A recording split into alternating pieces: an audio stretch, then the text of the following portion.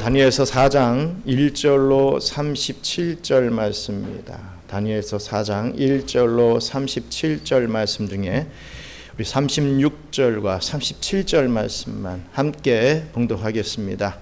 그때에 내 총명이 내게로 돌아왔고 또 내 나라의 영광에 대하여도 내 위엄과 총명이 내게로 돌아왔고 또 나의 모사들과 관원들이 내게 찾아오니 내가 내 나라에서 다시 세움을 받고 또 지극한 위세가 내게 더하였느니라. 그러므로 지금 나 느부갓네살은 하늘의 왕을 찬양하며 칭송하며 경배하노니 그의 일이 다 진실하고 그의 행하심이 의로우심으로 교만하게 행하는 자를 그가 능히 낮추심이라. 아멘. 저희가 조금씩 저력이 생기는 것 같습니다. 많이 못 나올 지금 시기가 됐는데 그동안 안 보시던 분들도 나오고 하셔서 또 이제 한국 가시기 전에 또 나오시는 분도 생기시고 하셔서 나름 풍성한 또 예배임을 고백합니다. 축복의 자리에 나오신 여러분들을 다시 한번 축복하고 또 환영합니다. 옛날에 이 전설의 고향이라는 프로그램이 있었습니다. 그 전설의 고향이라고 하는 TV 프로그램에 제일 인기 있었던 것은 당연 구미호였습니다. 분명 사람의 얼굴과 모습인데 어느 순간 여우의 얼굴과 9개의 꼬리가 생겨나서 사람을 홀리고 또 잡아먹는 그런 장면은 이 사람들이 정말 그것을 무서워하면서도 꽤나 흥미로워했던 것으로 생각이 됩니다. 옛날에는 분장 기술이나 이 촬영 기술이 떨어져서 아주 이상하고 웃긴 장면들이 참 많이 있었죠. 그런데 요즘같이 분장술이나 컴퓨터 그래픽 기술, 더 나아가 AI 기술이 발달된 오늘날의 시대에 와서는 그것이 정말 사실같이 보일 정도입니다. 사람의 얼굴이 조금씩 일그러지면서 늑대의 얼굴로 변화되는 장면이라든지 온몸에 털이 나고 이 꼬리가 생기고 손톱이 막 길어지면서 이 짐승의 사지로 변해가는 그 장면이 흡사 진짜처럼 믿어지게 만들어지고 있는 것입니다. 전 그런 장면들을 볼 때마다 왜 사람들은 저렇게 사람이 짐승으로 변해가는 것을 좋아하는 것일까? 라고 하는 궁금증에 쌓이곤 했습니다. 모르긴 해도 이 사람의 내면에는 아직 짐승의 본성이 잠재하고 있기 때문은 아닐까 싶습니다. 그렇기 때문에 이 짐승과 사람 사이를 왔다 갔다 하는 이야기에 우리 사람들은 더 흥미를 느끼고 있는 것이 아닐까 싶은 것입니다. 물론 사람이 정말 짐승으로 탈바꿈하고 어쩌고 하는 일은 영화 속에서나 즐길 수 있는 공상이지 현실적으로는 불가능한 일입니다. 하지만 사람이 짐승처럼 행동하는 것은 정도의 차이는 있지만 모든 사람에게 다 가능한 일일 것입니다. 요즘 보면 분명히 사람 같은데 짐승처럼 행동하는 사람들이 얼마나 많이 있습니까? 그렇다는 거죠. 그리고 드문 얘기는 하지만 때로 이 정신병 가운데 사람이 자기를 어떤 짐승인 것처럼 착각하고 그 짐승을 흉내내는 그런 병도 있다고 합니다. 그것은 의학상으로 난광병이라고 일컬었습니다. 난광병. 그런 증상은 매우 오랜 옛날 역사에서부터 볼 수 있는 것이기도 합니다. 오늘 이 본문에 나타나는 느부갓네살 왕 역시 바로 그런 병에 걸렸던 것이 아닌가 짐작이 됩니다. 보면 느부갓네살 왕이 하나님께로부터 벌을 받아 사람에게 쫓겨나서 소처럼 풀을 먹으며 몸이 하늘 이슬에 젖고 머리털이 독수리 털과 같았고 손톱은 새의 발톱과 같았더라 라고 했습니다. 완전히 짐승의 모습을 얘기를 하고 있지요. 또 25절에 보시면 이런 일이 7대, 즉 7년 동안이나 계속됐다라고 말합니다. 즉 느부갓네살 왕은 7년이라고 하는 긴 시간 동안 마치 짐승처럼 행동하는 병에 걸려 살았었다라는 말입니다. 이것은 참으로 진기한 사실이 아닐 수가 없습니다. 하나님께서 느부갓네살 왕에게 왜 이러한 벌을 내리셨던 것이겠습니까? 그것은 바로 그의 교만 때문이었습니다. 우리 하나님께서는 당대 최고의 제국 이 바벨론의 통치자였던 느부갓네살 왕을 그렇게 치심으로써 사람이 하나님 앞에서 교만한 죄가 얼마나 심각한 것이고 중한 것인지를 유감없이 보여주셨던 것입니다. 다니엘서 4장 1절로 3절 말씀 함께 읽겠습니다. 느부갓네살 왕은 천하에 거주하는 모든 백성들과 나라들과 각 언어를 말하는 자들에게 조서를 내리노라. 원하노니 너희에게 큰 평강이 있을지어다. 지극히 높으신 하나님이 내게 행하신 이적과 놀라운 일을 내가 알게 하기를 즐겨하노라. 참으로 크도다 그의 이적이요 참으로 능하도다 그의 놀라운 일이요 그의 나라는 영원한 나라요 그의 통치는 대대에 이르리로다. 아멘. 바로 느부갓네살 왕 자신이 하나님께로부터 따끔하게 한 대 맞은 경험을 지금 자신의 신민들에게 이 조서를 통해서 말해주고 있는 장면입니다. 어쩌면 일종의 공식적 간증이라고 할 수 있을 만합니다. 오늘 기록된 말씀을 통해서 이 교만이라고 하는 죄에 대하여 우리 성령께서 저와 여러분들에게 증거해 주시는 그 가르침을 다시 한번 새기게 되는 그러한 은혜가 있기를 주님의 이름으로 축원합니다. 먼저 첫째로 자기가 이루었다는 성취감에 만족할 때 교만에 빠지게 됩니다. 내가 했다, 내가 이룬 거야 라고 할 때 교만에 빠지게 됩니다. 느부갓네살 왕은 바로 이런 면에 있어서 문자 그대로 대표적인 인물이었습니다. 우리 다니엘서 4장 4절로 7절 말씀 함께 읽겠습니다. 나 느부갓네살이 내 집에 편히 있으며 내 궁에서 평강할 때에 한 꿈을 꾸고 그로 말미암아 두려워하였으니 곧 내 침상에서 생각하는 것과 머릿속으로 받은 환상으로 말미암아 번민하였노라. 이러므로 내가 명령을 내려 바벨론의 모든 지혜자들을 내 앞으로 불러다가 그 꿈의 해석을 내게 알게 하라 하였더라. 그때에 박수와 술객과 갈대아 술사와 점쟁이가 들어왔으므로 내가 그 꿈을 그들에게 말하였으나 그들이 그 해석을 내게 알려주지 못하였느니라. 아멘. 이 사건이 일어난 때를 가리켜 느부갓네살 왕이 스스로를 밝히기를 나 느부갓네살이 내 집에 편히 있으며 내 궁에서 평강할 때에 라고 이렇게 밝히고 있습니다. 모든 것이 잘 되고 있을 때라는 거죠.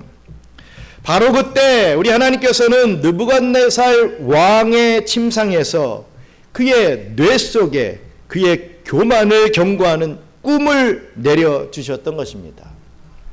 느부갓네살 왕이 이 꿈을 꿀 당시는 그의 권세가 한창 최고조에 달했을 때였습니다. 이 거듭된 전쟁에서 연전연승을 거두고 있었습니다. 그래서 제국의 판도는 크게 확장되고 있었죠. 아수르를 먹어버리고 이제 이스라엘과 그리고 이 애국까지 온 진영을 다 내가 차지하겠다라고 하는 그 야망이 막 올라가고 있었던 때였습니다. 그런 와중에 느부갓네살 왕은 자기가 마치 이 세상을 한 소나기에 쥐고 모든 사람의 생사화복을 주장하고 있는 존재인 것처럼 여기고 있었던 것입니다. 그것은 바로 하나님께서 느부갓네살 왕의 꿈을 통하여 제일 처음 지적하신 것이기도 했습니다. 나중에 다니엘이 그 꿈을 해석하는 장면이 20절로 22절에 나오고 있지요. 우리 다니엘서 4장 20절로 22절 말씀 같이 읽겠습니다. 왕께서 보신 그 나무가 자라서 견고하여지고 그 높이는 하늘에 닿았으니 땅 끝에서도 보이겠고 그 잎사귀는 아름답고 그 열매는 많아서 만민의 먹을 것이 될 만하고 들짐승은 그 아래에 살며 공중에 나는 새는 그 가지에 깃들었나이다. 왕이여 이 나무는 곧 왕이시라. 이는 왕이 자라서 견고하여지고 창대하사 하늘에 닿으시며 권세는 땅끝까지 미치심이니이다. 아멘. 이렇게 다니엘이 주석해주고 있듯이 느부갓네살 왕은 자신을 바로 그 꿈속에 나타난 나무처럼 여기고 있었던 것입니다. 온 세상 끝에 이르기까지 자기의 명성을 몰라볼 사람이 없었습니다. 자기야말로 이 제국 사나이의 모든 백성들을 먹여 살리는 공급자라고 확신했습니다. 내가 없으면 안 돼! 이런 마인드였죠. 심지어는 자연계까지도 자기의 주권 아래에서 주장되는 것으로 착각했습니다. 그것이 바로 교만이며 하나님 앞에서 중한 죄란 것을 이처럼 이렇게 지적을 받고서도 느부갓네살 왕은 당장 깨닫고 회개하지도 못했으며 그 결과 나중에는 결국 그 경고대로 그런 비참한 처지에 빠지고 말았던 것입니다. 그것을 가리켜 본문 28절로 31절이 말씀하고 있습니다. 다니엘서 4장 28절로 31절 읽겠습니다. 이 모든 일이 다 나 느부갓네살 왕에게 임하였느니라. 12달이 지난 후에 내가 바벨론 왕궁 지붕에서 거닐새 나 왕이 말하여 이르되 이 큰 바벨론은 내가 능력과 권세로 건설하여 나의 도성으로 삼고 이것으로 내 위엄의 영광을 나타낸 것이 아니냐 하였더니 이 말이 아직도 나 왕의 입에 있을 때에 하늘에서 소리가 내려 이르되 느부갓네살 왕아 내게 말하노니 나라의 왕위가 내게서 떠났느니라. 아멘. 느부갓네살 왕은 그런 꿈의 경고를 받고 또 다니엘로부터 왕이여 나의 가난한 것을 받으시고 공의를 행함으로 죄를 속하고 가난한 자를 긍휼히 여김으로 죄악을 속하소서 그리하시면 왕의 편안함이 혹시 장구하리이다 라고 하는 그런 다니엘의 그 간언을 받고서도 느부갓네살 왕은 아무런 변화를 보이지 않았습니다. 그러면서 1년의 세월이 지난 후에 그는 자기 궁전 지붕을 거닐다가 그 바벨론 도성의 장엄한 장면에 스스로 도취됩니다. 특히 그 당시 느부갓네살 왕은 이 바벨론 도성에 이 새로운 신전을 세우고 성벽을 건축하고 또 궁궐 등을 계속 신축을 했습니다. 그 대규모의 건축 프로젝트가 완성되었을 쯤이었던 것이죠. 웅장한 것을 보고 있던 것입니다. 그때 느부갓네살 왕은 그 모든 것들이 보여주는 장관을 바라보면서 이 큰 바벨론은 오직 내 힘과 내 권위로 건설되어 나의 영광을 드러내는 것이 아니냐라고 하며 자화자찬했던 것입니다. 그리고 바로 그 말이 떨어지는 그 순간이 느부갓네살이 7년간의 벌을 받게 되는 그 시간이 되었던 것입니다. 그렇습니다. 사람이 자기의 능력을 발휘하고 또 그 무언가 성취해내는 것은 참으로 보람되고 가치 있는 인생을 살기 위해서 없어서는 아니 될 요소입니다. 만약 이러한 성취감이 없다면 내가 이런 것을 성취해야 돼. 성취했어. 뭐 이런 어떤 성취감이 없다면 살아도 살아있는 것이 아닐 것입니다. 혹자들은 오해를 하죠. 특히 이제 믿는 자들은 나는 천국 가니까 하면서 이 땅에서 살면 아무것도 아닌 것 같이 여깁니다. 이 땅에서 내가 뭐 이상하게 살아도 나는 천국 갈 거니까. 내가 어떤 고난을 당해도 또 내가 천국 갈 거니까 또 긍정적인 또 마인드를 갖는 것, 그건 참으로 좋은 것이지만 이 땅에서 살면 아무것도 아니고 그냥 천국 가서 내가 그때는 잘 살겠지, 뭐 이런 생각. 그래서 금욕주의와 쾌락주의에, 허무주의에 빠질 때가 너무나 많이 있지 않습니까? 그런 건 아니라는 것이죠. 이 땅에서의 성취감도 참으로 중요한 것이다 라는 말씀입니다. 어쩌면 사람과 사람 사이에서 그 인생의 무게와 의미를 비교해 볼 때 어떤 사람의 능력과 성취 수준이야말로 가장 대표적인 이 잣대라고 해도 과언이 아닐 것입니다. 사람을 어떤 평가할 때의 어떤 잣대가 되지요. 아니 오히려 인물이나 출신 배경 따위를 두고 비교하는 것보다는 사람의 능력이나 성취도를 가지고 남의 인생을 판가름하는 것은 매우 의미 있는 것이라고까지 말할 수 있습니다. 또한 자신의 인생을 그처럼 저울질해보고 나름대로 건전한 자부심 또한 가질 수 있는 것 좋은 것입니다. 아, 내가 이렇게 살아왔구나. 어떤 그런 정도의 자부심은 당연히 있어야 합니다. 하지만 바로 거기에는 하나의 함정이 도사리고 있다는 거죠.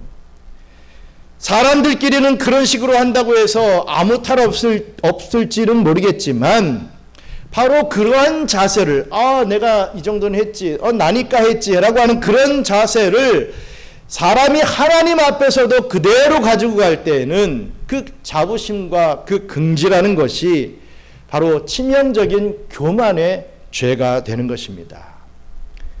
그것은 자기는 하나님 없어도 살 수 있다, 살 수 있는 존재야 라고 여기는 교만이며, 아니 자기가 하나님보다 더 위에 있는 존재인 것처럼 은연중에 착각하는 교만이 되는 것입니다. 느부갓네살 왕은 분명히 똑똑한 이 정치가였고 정말 실력 있는 군주였음에 틀림없습니다. 그 넓은 이 제국들을 만든 엄청난 왕이었습니다. 하지만 바로 그 능력과 업적이 그로 하여금 일생일대의 중대한 죄에 빠져들게 만들었던 것입니다. 저와 여러분들도 50보 100보일 뿐이지 이 점에서는 다 마찬가지입니다. 사람이 공부를 열심히 해서 지식적인 분야에서 그 어떤 성취를 이루는 것은 참으로 칭찬받을 일이고 참 보람된 일입니다. 그렇게 살아야 됩니다. 하지만 그 쌓은 지식이 스스로 하나님을 모른다고 선언하는 교만이 되지 않도록 더욱 조심해야만 합니다.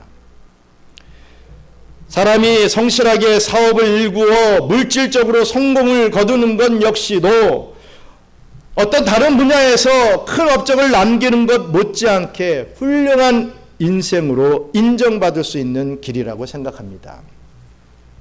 하지만 그런 때에도 바로 그 재산이 이 자신으로 하여금 하나님 앞에서 교만하게 되는 가장 큰 걸림돌이 될 수 있다는 사실을 잊지 마시기 바랍니다. 사람의 능력과 성취는 인생에 대한 개인적 만족과 긍지를 위해서 또 인류의 전체의 발전적인 역사를 위해서 꼭 필요한 것입니다. 하지만 이것이 하나님과의 관계에 있어서 가장 큰 교만의 장애물이 될 수 있다는 것을 꼭 깨달으시기 바랍니다.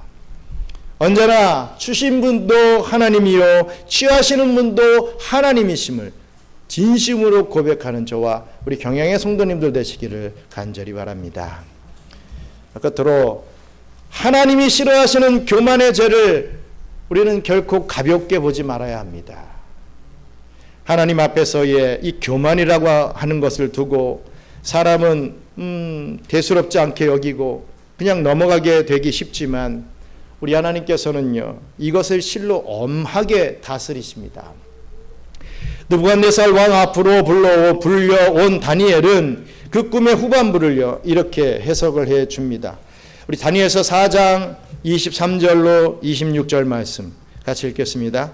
왕이 보신즉 한 순찰자 한 거룩한 자가 하늘에서 내려와서 이르기를 그 나무를 베어 없애라. 그러나 그 뿌리의 구루터기는 땅에 남겨두고 쇠와 노줄로 동이고 그것을 들풀 가운데에 두라. 그것이 하늘 이슬에 젖고 또 들짐승들과 더불어 제 몫을 얻으며 7대를 지내리라 하였나이다. 왕이여, 그 해석은 이러하니이다. 곧 지극히 높으신 이가 명령하신 것이 내 주 왕에게 미칠 것이라. 왕이 사람에게 쫓겨나서 들짐승과 함께 살며 소처럼 풀을 먹으며 하늘 이슬에 젖을 것이요 이와 같이 7대를 지날 것이라. 그때 지극히 높으신 이가 사람의 나라를 다스리시며 자기의 뜻대로 그것을 누구에게든지 주시는 줄을 아시니라. 또 그들이 그 나무 뿌리에 구루터기를 남겨두라 하였은즉 하나님이 다스리는 줄을 왕이 깨달은 후에야 왕의 나라가 견고하리라. 아멘. 꿈을 통한 1차 경고에도 느부갓네살 왕은 회개하지 않았습니다. 그럴 때 느부갓네살 왕에게 임할 하나님의 징벌을 이렇게 예언하고 있는 것입니다. 그 모든 장면은 한 순찰자, 한 거룩한 자가 하늘에서 내려오심으로써 시작됩니다. 여기서 이 한 순찰자라고 했죠. 이것은 예의주시하고 부단히 감시하는 사람이란 뜻입니다. 계속 감시하는 사람. 이것은 바로 하나님의 고유의 속성 중에 한 면을 강조하는 말이죠. 우리 시편 121편 4절의 말씀에 보시면 하나님을 가리켜서 이스라엘을 지키시는 자는 졸지도 아니하시고 주무시지도 아니하시는 분으로 묘사되고 있습니다. 주무시지도 않아요. 깜빡깜빡 졸지도 않으세요. 그 말은 뭡니까? 언제나 불꽃 같은 눈으로 우리를 지켜보고 계신다, 이런 뜻이죠. 문자 그대로 24시간 7주야 1년 12달 365일 내내 눈 한 번 깜빡이지 않고 이 세상의 모든 인생들을 다 내려다보고 계시는 분이시다라는 말씀입니다. 특히 그 하나님의 눈은 사람의 마음속 깊은 곳까지 꿰뚫어 보시는 눈입니다. 물론 그런 하나님의 눈은 사람의 마음속에 있는 이 교만이라고 하는 죄를 그 어느 때 그 어디에서도 여지없이 정확하게 찾아냅니다. 그리고 그 순찰자에게 그런 교만을 순찰자께서 그 교만을 포착하시면 그 거룩한 자께서는 그 높은 인생의 나무 둥치에 도끼를 갖다 대신다는 것이죠. 도끼를 갖다 댄다.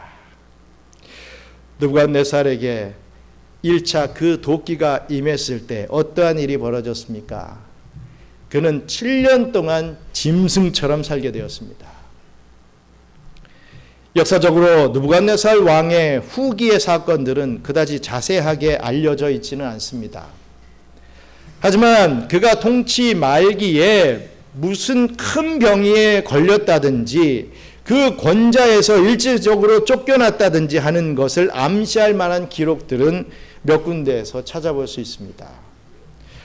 먼저 바벨론 군대가 두로를 포위하여 주전 573년에 비로소 함락시키기까지 8년 내지 9년이라고 하는 시간이 걸렸는데 그 기간 중 약 7년간은 아무런 군사작전이 시도되지 않았던 것이 한 예입니다.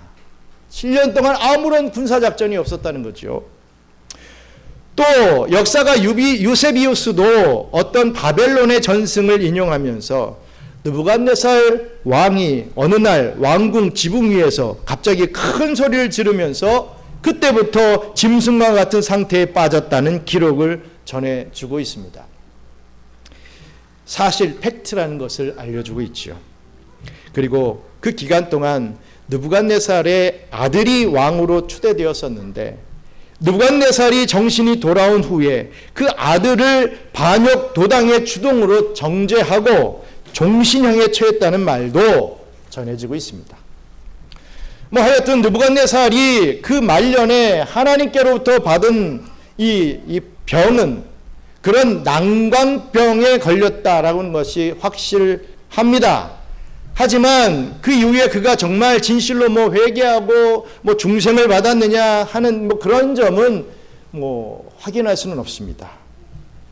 비록 이 본문 말씀에서는 그가 이 모든 일이 끝난 후에 하나님을 찬양하고 존경했다라고 하는 그런 이 성경상의 기록이 분명히 있지만 뭐 그것이 얼마나 참된 회개였는지 또 얼마나 오래 지속되었는지 알 수 없기 때문입니다. 성경상에 한번 회개했다가 다시 자기 자리로 돌아가는 경우들을 보지 않습니까?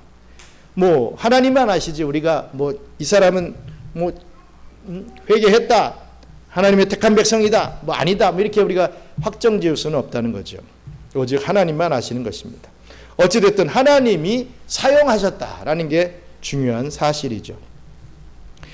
34절부터 37절에 기록된 말은 원문을 가지고 한번 읽어보면요, 그가 하나님을 가리켜서 하늘의 왕이다 라고 이렇게 부른 것을 비롯하여 그 내용이 그 당시의 왕들이 이방신을 찬양하던 말투와 거의 비슷한 것을 볼 수 있습니다. 또 느부갓네살 왕이 말년에 진정으로 회개하고 구원을 받았는지 뭐 아직 우리가 결론을 내릴 수 없는 일이지만 뭐 이런 과정을 통해서 우리가 한 가지 분명히 깨닫고 믿을 수 있는 것은 하나님께서 이 교만이라고 하는 죄에 대해서 이처럼 엄하게 다스린다라고 하는 사실입니다. 그것만큼은 우리가 캐치해내야 될 수 있어야 될 것입니다. 하나님은 교만한 자를 순찰자의 눈으로 살피시고 그런 자가 포착이 되면 때로는 그런 자를 짐승의 위치에까지 끌어내리심으로써 징계하시고 또 회개케 하시는 분이십니다. 내가 했어. 나야. 내가 왕이야. 내가 대통령이야. 내가 이 세상을 좌지우지할 수 있어. 이렇게 하는 자들을 짐승의 위치에까지 끌어내리실 수 있는 분이 하나님이시라는 거죠. 징계하시고 회개케 만드십니다. 물론 그런 과정을 겪고도 끝까지 교만한 자가 어떻게 될 것인지는 뭐 두말할 필요조차 없지 않겠습니까? 그것은 하나님께서 회개하는 죄인을 대하실 때의 자세와는 너무도 대조적인 것이 아니겠습니까? 회개하지 않으면 계속 두들겨 맞을 수밖에 없는 것입니다. 사람이 자기의 못난 것, 약한 것, 더러운 것, 악한 것을 스스로 고백하고 하나님 앞에 회개하며 나올 때는 하나님은 그 모든 죄를 아예 못 보신 것처럼 기억도 하지 않으시는 분이십니다. 우리는 회개해야 합니다. 뭐 한 주간 살면서 내가 뭐 별로 죄진 것 같지도 않은데 내가 뭐 죄를 졌나? 이렇게 생각하지 마시고 계속해서 우리는 회개해야 합니다. 회개할 때 우리 하나님께서는 우리를 통해서 역사하신다는 것을 믿으시기 바랍니다. 사람이 자기가 잘난 줄 알고 또 강하다고 여기고 또 양심에 따라 살 수 있다. 나는 내 양심은 선해. 뭐 이렇게 해서 살 수 있다고 자부하고 하늘을 우러러 꺼리낄 것이 없이 결백하게 살았다고 자부할 때에는 하나님께서는 그 교만이 어떤 사람의 마음 구석에 숨어 있든지 간에 당장 순찰자의 눈으로 적발해 내시고 따끔하게 징계하시든지 아니면 영벌의 지옥에 던지시는 분이신 것입니다. 교만이란 이처럼 하나님 앞에서 그 인생이 양극단을 오가게 되는 결정적인 죄목이 됩니다. 아무리 우리 딴에는 양심을 따라 살면 다일 거라고 생각해도 아무리 우리 스스로는 하나님 없이도 선하게 살 수 있다고 자부한다고 해도 이 순찰자의 눈앞에서는 그것이 이 교만이라는 죄목으로 정확하게 잡히고 마는 것입니다. 어제 제 아내와 퇴근을 하면서 참으로 어처구니 없는 일을 겪었습니다. 제가 몇 번 말씀을 드렸죠. 여러분들과 같이 나눠 먹을 이 꿈을 꾸면서 저희 집들에 잭플루스 씨앗을 심었다. 몇 번 말씀을 드렸습니다. 근데 이게 싹이 나고 어느 정도 막 잘 자라는 부분이 있습니다. 그래서 내년쯤에는 뭐 진짜 요만한 열매라도 맺지 않을까 그런 기대를 하고 있었습니다. 출근할 때, 퇴근할 때 꼭 한 번씩 이렇게 얼마나 컸는지 살펴봤습니다. 계란 껍데기, 뭐 사과 껍질 같은 것도 옆에다 모종삽으로 해서 막 심어주고, 묻어주고, 뭐 잘 자라는 것을 확인하면서 기뻤죠. 아, 잘 자라고 있구나. 이제 우리 김 권사님과 최 권사님과 우리 신의 영성들인과 우리 성도들 다 몇 개의 열매를 따서 열매를 먹을 날이 얼마 안 남았겠구나. 그런 생각, 나름 행복한 생각에 빠졌습니다. 그런 저의 모습을 보고 저희 아내는 나를 좀 그렇게 바라봐 주지, 뭐 이렇게 잭프루트를 바라보고 있느냐, 뭐 이런 우스갯소리도 하는 것을 들었습니다. 어찌됐든 잘 자라고 있어서 기분이 좋았는데, 어제 오후에 아내와 함께 퇴근을 하는데 저희 집 주변이 유난히 깨끗한 거예요. 모든 이 잔디들이 다 깎여 있는 것을 봤습니다. 보통 깎아도 이 길 주변, 이 대로만 깎는데 이상하게 집 안쪽으로 들어가는 주변도 깨끗한 거예요. 누가 이렇게 손을 봐줬나? 설마 저 안쪽까지? 하면서 딱 봤는데 안쪽까지도 깨끗하게 다듬어져 있었습니다. 요만큼 나왔던 제 그런 나무들이 흔적도 없이 다 사라져 버렸어요. 참 어이가 없었습니다. 그렇게 애지중지 키웠는데 어떤 것은 뭐 정말 건강한 잎이 나와서 야, 저건 정말 큰 나무가 되겠구나 막 기대하는 그런 마음이 있었는데 한순간에 제가 있지도 않았습니다. 제가 없는 순간에 누가 어떻게 했는지도 모릅니다. 집안이 깨끗해져 있습니다. 잔디 하나 남지 않고 깨끗이 다듬어져 있었습니다. 뭐 돈 주고 시켜도 그만큼 깨끗할까 할 정도로 정말 잘 다듬어져 있었습니다. 그러면서 오늘 설교를 묵상하면 그 상황을 느끼게 되었습니다. 내가 아무리 애지중지 키우고 정성을 쏟고 비료를 주고 뭐 오기야 금이야 해도 한 순찰자이신 하나님이 한번 쫙 해버리시면 아무것도 안 남는구나. 나의 수고, 나의 어떤 공든 것, 내가 이루어왔던 것 아무것도 아니구나. 이루지 말라는 거 아닙니다. 내가 했어. 내가 이렇게 성취했는데 이렇게 생각할 때 우리 하나님께서는 교만한 우리의 모든 것을 다 쳐버리시는 하나님이시구나.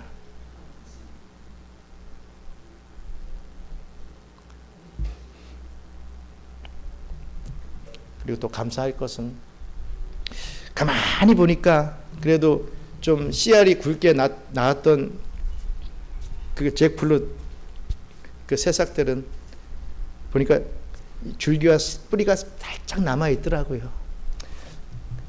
쟤는 좀 살 수 있겠다. 이런 거에서 좀 다행이다고 생각하고 감사함을 느꼈습니다. 어찌됐든 무슨 말씀입니까? 아무리 정성을 들이고 아무리 우리가 노력을 해도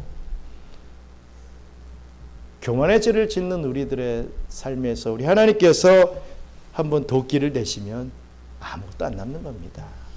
하나님이 주관자이시지 우리가 아니라는 것을 여러분들 깨달으시기 바랍니다. 여러분, 사람이 겸손하면요, 그는 하나님의 백성, 하나님의 자녀, 아니 하나님의 영생 동거하는 신부가 될 수 있습니다. 하지만 사람이 교만하면 그는 오히려 짐승보다 못한 처지에 빠지게 될 수밖에 없는 것입니다. 왜냐하면 하나님께서는 당신 앞에서 교만한 자를 실로 꼼꼼히 살피시고 엄히 징벌하시는 분이시기 때문입니다. 사랑하는 경양선교교회 성도 여러분, 하나님께서 느부갓네살 왕을 그처럼 다루신 것은 그로 하여금 또한 오늘날의 저와 여러분들로 하여금 지극히 높으신 자가 인간 나라를 다스리시며 자기의 뜻대로 그것을 누구에게든지 주시는 줄을 알도록 하기 위함이었다고 오늘 본문에 3번이나 반복해서 강조하고 있습니다. 하나님의 지극히 높으심, 하나님의 그 뜻대로 행하시는 그 주권, 바로 이것을 사람이 깨닫느냐 못하느냐 하는 것이 바로 그 인생의 금세와 내세를 갈라놓고야 마는 것입니다. 시편 138편 6절을 보면 여호와께서 멀리서도 교만한 자를 아시나이다 라고 했습니다. 하나님 없어도 나 혼자서도 할만하다고 자신하고 내 인생은 지금까지 하나님 도움 없이 나 혼자서 이룬 것이라고 하는 그러한 교만은 그 순찰자의 눈을 피할 길이 없습니다. 그리고 잠언 16장 18절의 말씀대로 바로 그 교만한 마음이 그대로 패망의 선봉이 되는 것입니다. 왜냐하면 그 교만한 자를 물리치시고 겸손한 자에게 은혜를 주시는 이 하나님을 스스로 원수로 삼는 이 최고의 바보짓이요 최대의 신성 모독이기 때문입니다. 자기 뜻대로 세상과 사람을 다스리시는 이 지극히 높으신 하나님을 경외할 줄 아는 인생의 이 가장 중요한 지식의 근본을 꼭 깨달으시고 끝까지 지켜나가시는 저와 우리 경양의 성도님들 되시기를 주님의 이름으로 축원합니다. 잠시 기도하겠습니다. 그렇습니다. 우리의 모든 것을 주시고 다스리시고 인도해 주신 분이 하나님이십니다. 우리 그것을 깨달으면 됩니다. 이 땅에서 많은 성취감을 주시는 분도 하나님이십니다. 그것을 통해 하나님의 역사가 이루어지기 때문입니다. 이 땅에서 아무것도 아니고 별 소망이 없고 그냥 천국 가면 되겠지. 절대로 우리 안에는 그것을 기뻐하지 아니하십니다. 정확한 목표와 목적이 있어야죠. 그것을 이루어 나가야죠. 분명한 것은 그것이 하나님의 영광이 되어야 됩니다. 내 영광, 내 어떤 권위, 나의 어떤 이 멋진 삶을 위해서 그게 아니라 하나님의 영광을 위해서 나의 성취감이란 반드시 필요합니다. 이루어 가야 됩니다. 그리고 하나님께서 하셨습니다 하며 교만한 모습이 아닌 겸손한 모습으로 하나님을 섬길 때 우리 하나님은 바로 그를 더 높이시고 더 축복하심을 믿습니다. 우리 그런 하나님을 다시 한번 우리가 찬양하고 감사하며 우리가 그런 교만한 자가 아닌 겸손한 자의 삶을 삶으로 하나님의 은혜와 축복을 또 다 받아들이며 하나님 앞에 영광 올려드리는 삶 살 수 있게 해달라고 함께 기도하겠습니다. 감사합니다. 하나님, 우리의 삶이 나만을 위한 삶이 아니고 내 가족만을 위한 삶이 아님을 다시 한번 깨닫게 도와주시고 우리에게 왜 이러한 집을 주시고 왜 이러한 차를 주시고 왜 이러한 자녀들을 주시고 왜 이러한 남편과 내 아내를 주시고 왜 이러한 직장을 통해서 일하게 하시는지 또 왜 이 필리핀에 와서 우리를 살게 하셨는지 우리가 그 목적을 깨닫기를 소원합니다. 그래서 전지전능하신 우리 하나님, 이 절대주권자이신 하나님의 뜻을 받들어서 우리가 그 뜻대로 살아드릴 때 하나님께서 하셨습니다라고 겸손한 모습으로 섬길 때 우리 하나님께서 우리를 복주시고 우리를 더 귀하게 사용하여 주실 줄 믿습니다. 그러한 복된 인생을 살아갈 수 있는 저희들 될 수 있도록 은혜를 베풀어 주시옵소서. 감사합니다. 하나님, 저희들에게 이러한 복된 은혜를 허락해 주셨음에 감사합니다. 아무것도 아닌 인생인데 왜 우리를 붙드시고 여기까지 오게 하시고 이렇게 사용하여 주셨습니까? 정말 거렁뱅이보다 못한 인생을 살아야 될 우리들인데 정말 저 지역 백성인데 왜 이런 천국 백성다운 삶을 살게 만들어 주십니까? 아버지 하나님, 너무나도 감사합니다. 아버지 하나님, 정말 천국 백성다운 삶을 이 땅에서도 누리며 살게 해 주시옵소서. 천국 가는 그것이 꼬링함과 동시에 끝나는 것이 아니라 바로 지금 예수 믿는 순간부터 우리는 영생의 삶을 살아가고 있다라고 하는 것을 믿고 이 땅에서도 정말 하나님 앞에 영광 올려드리는 삶이 될 수 있도록 정말 무엇이든 더 최선을 다하고 하나님 앞에 더 귀한 것을 드리고자 노력하는 그런 복된 삶이 될 수 있도록 우리 주님께서 저희들을 이끌어 주시옵소서. 헛된 생각하지 않도록 저희들을 붙잡아 주시옵소서. 교만하지 않도록 겸손하게 하여 주시옵소서. 이제는 우리 구주 예수 그리스도의 은혜와 그 놀라우신 창조주 하나님의 사랑과 보혜사 성령님의 교통감화 위로 충만하심이 교만한 자를 물리치시고 겸손한 자에게 은혜 주시는 분이 바로 여호와 하나님이신 줄을 깨닫고 지극히 높으신 하나님을 경외하며 자신에게 맡겨진 주의 사명을 겸손함으로 감당하길 소원하는 우리 경양선교교회 모든 성도들 머리머리 위에 이제로부터 영원토록 함께 있을지어다. 아멘.